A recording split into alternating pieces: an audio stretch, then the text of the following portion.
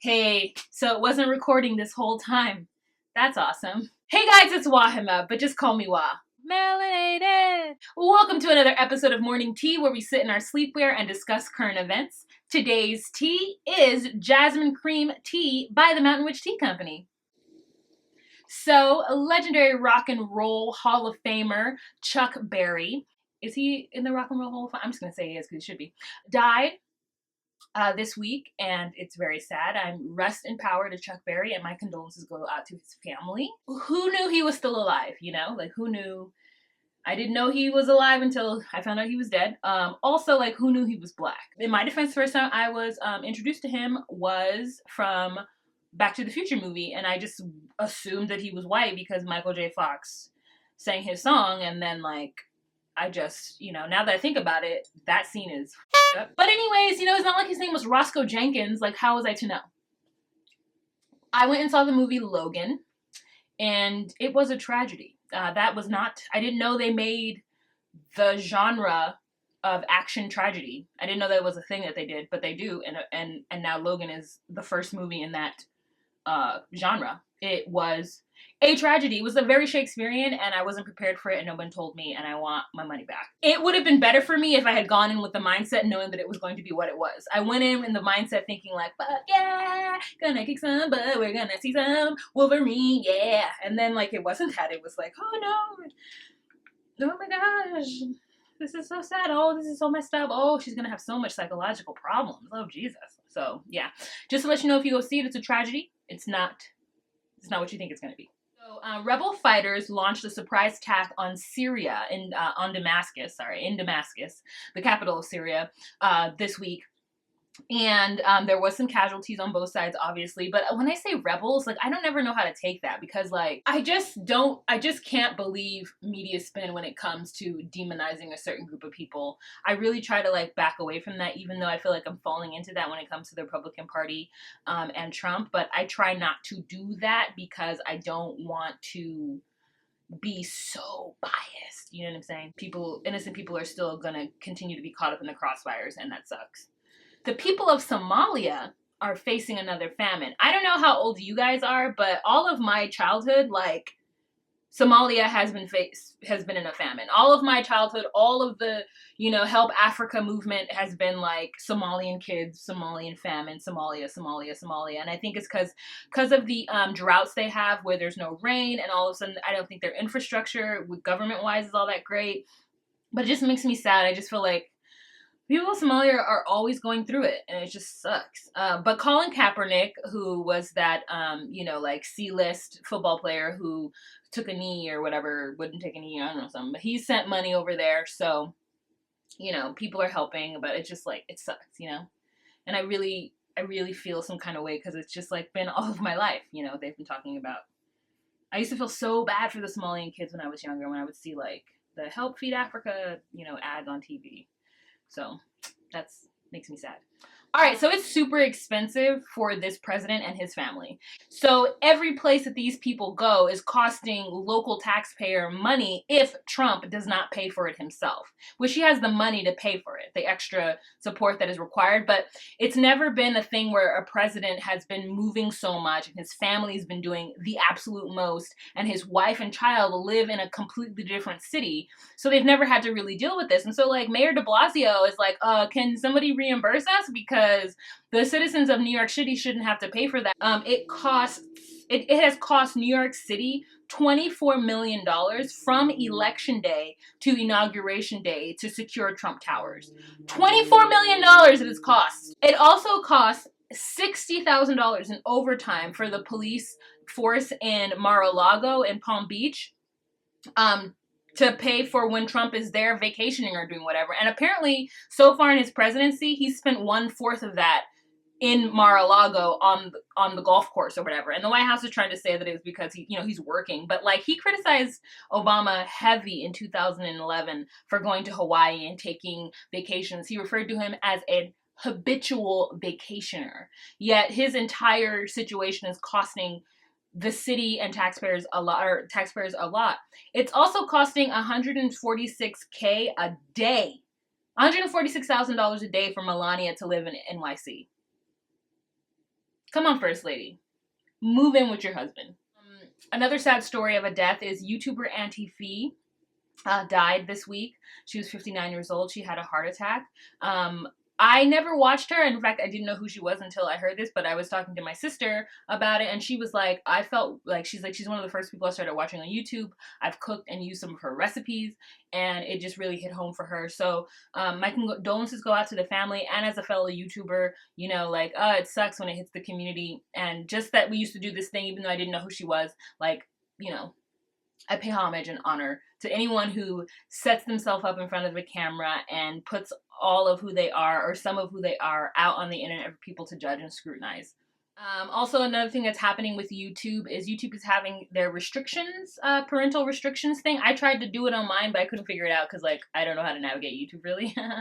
Anyway, so apparently with those restrictions that parents are allowed to put on their YouTube channel or on YouTube, it blocks out some LGBTQ queer plus situations, and that community has stepped forward and saying, like, hey, this isn't fair. Why is my stuff considered not safe for children? There are LGBTQ plus people out there who would find this information necessary and helpful for them and their journey and whatnot, and YouTube is doing their best to fix it, but there are a lot of people who are very upset over this weekend. Personally, like, I'm just kind of like, it sucks, but I think YouTube is gonna fix it. I don't think it was on purpose. I don't think that it should be a part of the natural algorithm of the restriction. I think that parents should have an option to do that if they want to do it, but otherwise it's not right to restrict that kind of content, because there are kids who need it, who don't have the support and love that they deserve and require at home, and YouTube is their only outlet, and I think that it would be wrong for YouTube to not figure out a way to remedy this as soon as possible.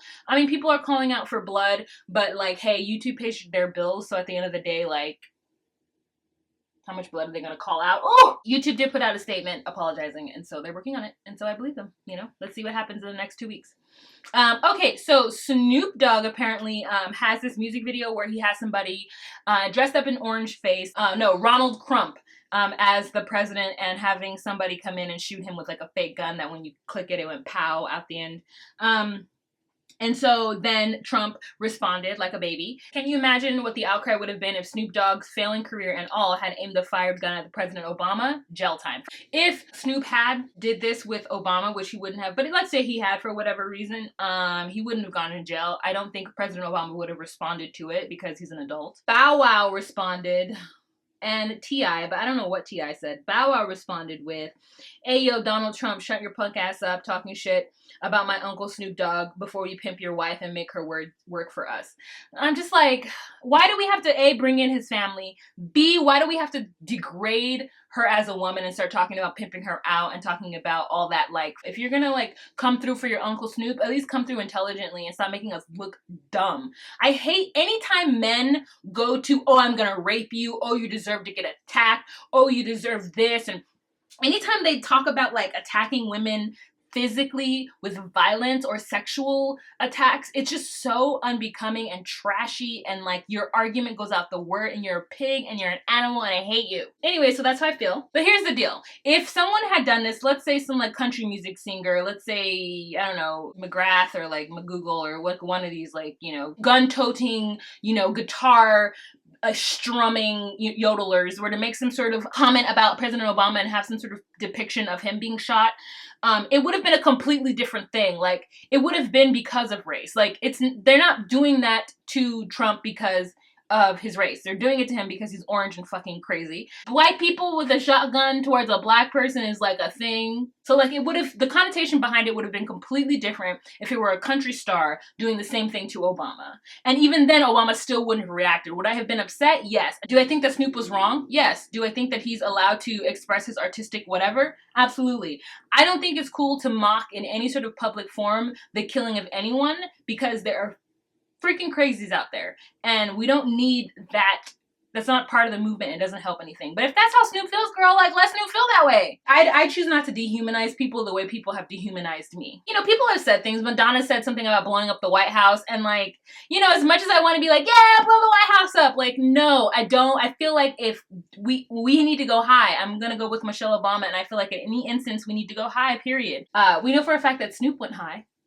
that could be how you're feeling, and that's how I feel. But like, I would never publicly make like a statement that we should all shoot Trump or we should blow up the White House. Like, that just isn't good sportsmanship. You know what I'm saying? We got to find a way to fight it in a real way and not in like a baby way. But some sort of Fox commenter said something that was about this situation, the Snoop Trump situation, that he shouldn't have said.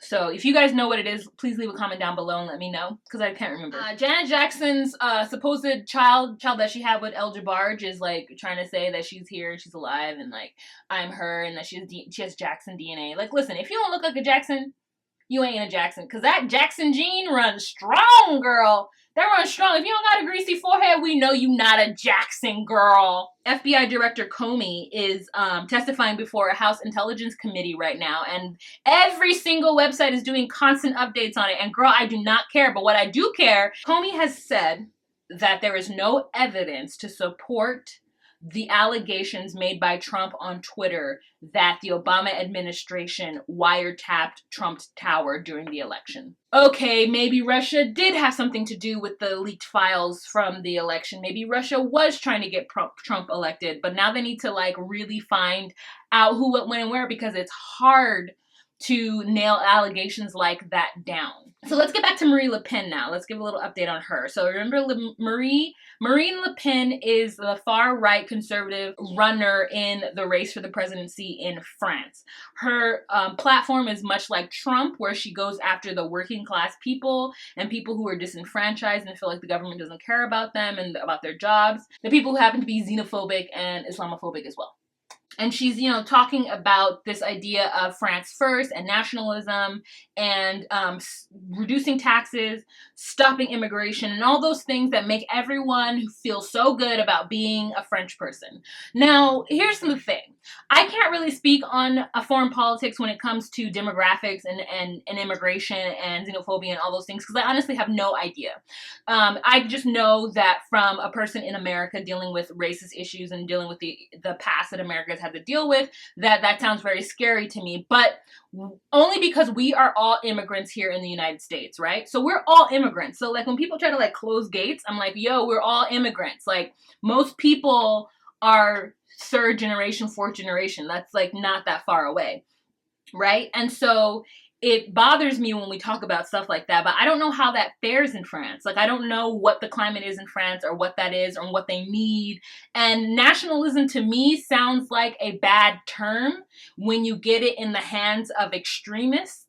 But nationalism as itself, as the word, isn't the worst thing. If you want to just like stop worrying about the rest of the world and get your own people cleaned up, get your own house clean, you're not trying to leave the house, maybe you go out to the porch and look and you're like, hey, my neighbors are doing okay, like maybe if they're under attack I'll go over them, but otherwise like I ain't worried about them, only worried about what's happening in this house. Like, and I'm not letting anybody over because I'm cleaning and we're doing a thing and we need to keep all of the money here. Like, I get that, but when it comes to being xenophobic and racist and like Islamophobic, I can't get with it.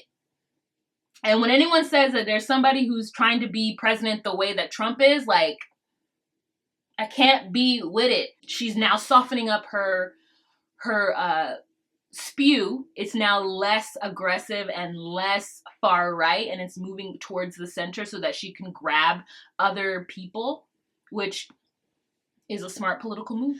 The Philippines will not legalize same-sex marriage. So if you wanted to know about that, they won't. Tamir Rice, his family was given $6 million for his death, his murder from 2 years ago. In January, the officers who were involved in his shooting were a part of administrative disciplinary hearings, which could result in suspension, loss of pay, demotion, or firing. And like, for me, it obviously needs to be firing and a fine. The 911 operator got suspended for 8 days this month for violating protocol and handling the call. They were just saying that because when she got the call, the caller said it looks like a toy gun and it looks like a juvenile, but apparently that information was not relayed to the cops, which is why they rolled up on him and killed him. So anyways, that's the update on that. Game of Thrones is coming back, guys.